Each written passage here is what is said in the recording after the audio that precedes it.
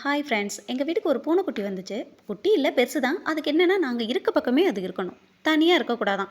ஜன்னலில் வந்து கத்திக்கிட்டே இருந்துச்சு. நான் அப்போ துணி காய போடேன்.